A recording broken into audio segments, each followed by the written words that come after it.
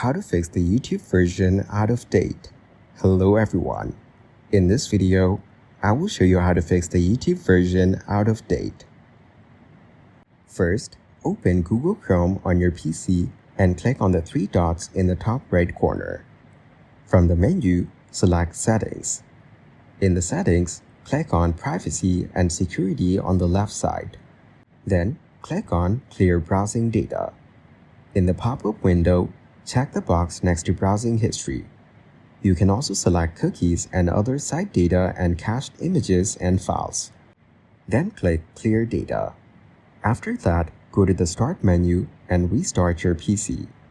This helps refresh your system. Also, check your internet connection. A weak or unstable connection might cause issues with YouTube. These steps should help fix the problem with YouTube showing an outdated version. Thank you guys for watching this video. Hope you got some value. Make sure to like the video and subscribe to the channel to get notified of new videos. See you in the next one.